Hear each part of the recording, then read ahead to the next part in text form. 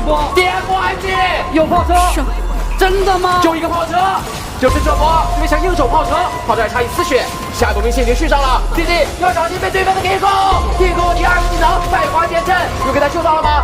但是铁弟弟能不能拿下？不行，兵线没有，兵线没有。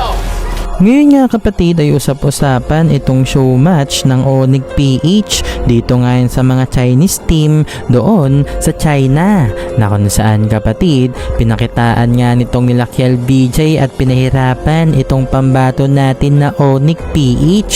May palag nga ba itong sila Kiel BJ sa mga susunod na international tournament ng Mobile Legends? Kelra, muntik na madali. Buti na lang andito nga itong si King Kong to the rescue. Pag-uusapan natin yan sa araw na ito. Pero bago nga natin ito pag-usapan, huwag nyo kalimutang mag-subscribe at i-hit ang notification bell para mas maging updated ka pa sa mga future uploads natin. Ano pa bang hinihintay mo? Tara!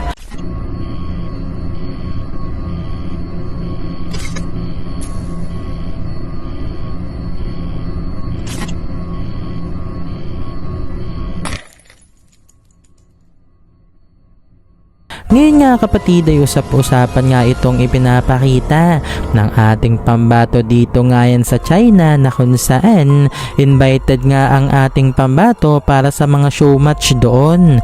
Na kung titingnan kapatid, ang nakakalaban nga ngayon ng Onyx PH ay itong mga pro team ng China. Isa nga sa nakalaban natin kapatid ay itong koponan na kinabibilangan nga nitong ni Kiel BJ. Dito nga kapatid ay nabigyan tayo ng magandang laban finally. At hindi lang yan, basta show match lang. Kumbaga sineryoso nga nitong ang nila Kiel BJ na manalo nga sa ating pambato. Sa game 1 nga kapatid, nakuha naman ng Onyx PH ang panalo. Syempre umaasa nga tayo kapatid na matutusiro nila itong koponan nila Kiel BJ dito nga yan sa China.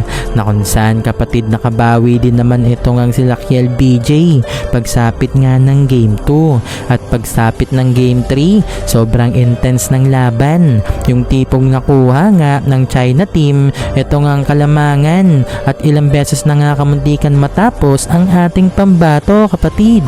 Buti na lamang at nandito nga itong si King Kong to the rescue sa kanyang ang Lancelot na kung saan muntikan pang ang matapos ang tore nitong ang Onyx PH.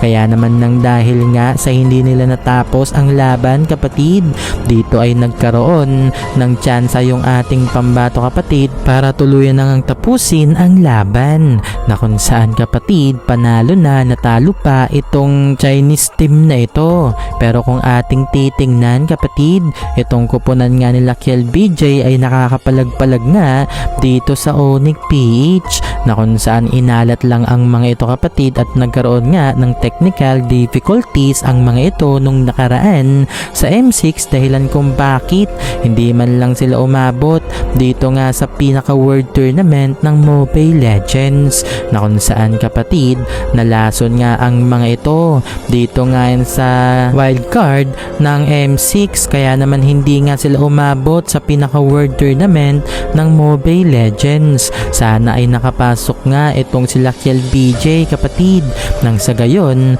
ay nabigyan nga nila ang ating mga pambato at ibang region ng magandang laban. E de sana may palag-palag nga itong China dito nga sa M6 subalit ang mga ito ay tuluyang natalo.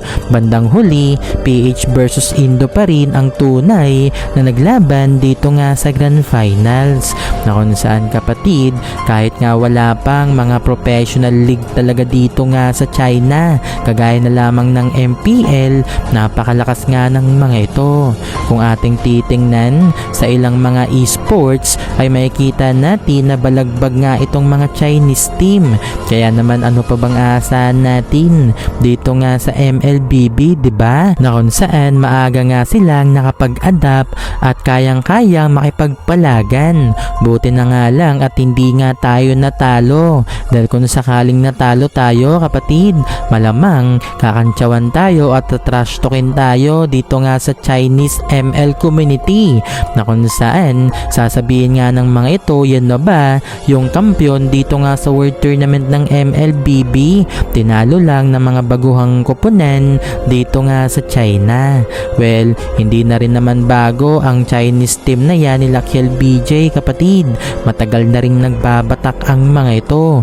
Tulad nga ng sabi ko, kung hindi lang nagkaroon ng mga technical difficulties nung nakaraan sa wildcard ng M6, baka sila pa nga yung nanalo kapatid. Medyo naglag kasi yung isa nga nilang player kapatid, kaya naman dumire-diretso nga ito sa base ng kalaban. At yun nga yung naging turning point ng kalaban nila, kaya naman natalo sila sa pagkakataon na ito.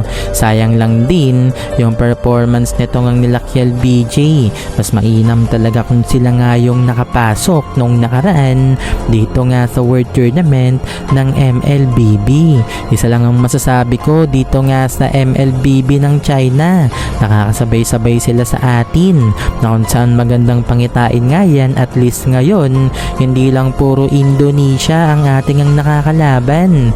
Mas mainam kung lalakas pa nga itong Team China kapatid sa mga susunod na mga international tournament ng Mobile Legends.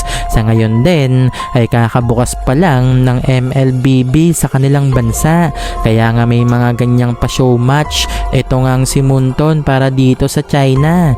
Alam naman natin na sobrang taas nga ng population ng China at marami na nga ang nakapag-download ng MLBB doon. Sa katunayan pa nga niyan, number 1 na nga sa Play Store nila doon ito nga ang MLBB. Pagdating sa downloading, tunay na hinihikayat talaga at tunay na sinusuportahan talaga ng mga Chinese ito nga ang MLBB at balak na nga nilang pasukin talaga ang Mobile Legends. Kaya naman asahan na nga natin kapatid na sa mga susunod pang season, lalakas nga ang mga ito at magkakaroon na rin sila ng mga kuponen na magiging pambato pa nga nila sa mga international tournament ng Mobile Legends. At sana rin ay maging successful nga sa China itong ang MLBB, lalo na't makakalaban nga ng MLBB kapatid itong Honor of Kings na number 1 nga pagdating sa MOBA game